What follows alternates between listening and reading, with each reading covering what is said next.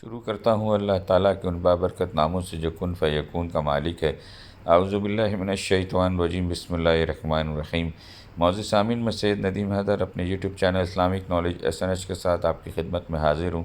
آج آپ لوگوں کے لیے جو ویڈیو پیش کرنے جا رہا ہوں اس کا تعلق سورہ الزمر کی آیت نمبر 22 سے 24 تک سے لیا جا رہا ہے، جس میں اللہ تعالیٰ یہ بات بیان فرما رہے ہیں قرآن میں کہ بھلا کیا وہ شخص جس کا سینہ اللہ نے اسلام کے لیے کھول دیا ہے، جس کے نتیجے میں وہ اپنے پروردگار کی عطا کی ہوئی روشنی میں آ چکا ہے، سنگ دلوں کے برابر ہو سکتا ہے؟ آئیے اس حوالے سے مزید پڑھتے ہیں آگے صورتوں میں کہ مزید کیا باتیں بیان کی جا رہی ہیں۔ اعوذ باللہ من الشیطان الرجیم، بسم اللہ الرحمن الرحیم۔ افمن شرح اللہ صدرہ للاسلام فهو على نور من ربه فويل للقاسيات قلوبهم من ذكر الله أولئك في ضلال مبين۔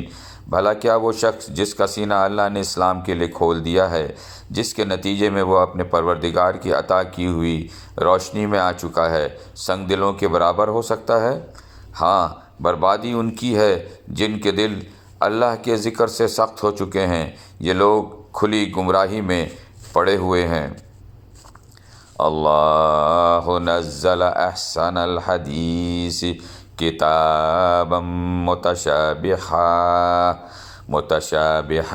مثانی تقشعر منہ جلود الذین یغشون ربہم ثم تلین جلودہم قلوبہم الی ذکر اللہ ذالک ھدی اللہ یہدی بہ من یشاء ومن یضلل اللہ فما لہ من ہاد۔ اللہ نے بہترین کلام نازل فرمایا ہے، ایک ایسی کتاب جس کے مضامین ایک دوسرے سے ملتے جلتے ہیں، جس کی باتیں بار بار دہرائی گئی ہیں۔ وہ لوگ جن کے دلوں میں اپنے پروردگار کا رعب ہے، ان کی کھالیں اس سے کانپ اٹھتی ہیں، پھر ان کے جسم اور ان کے دل نرم ہو کر اللہ کی یاد کی طرف متوجہ ہو جاتے ہیں۔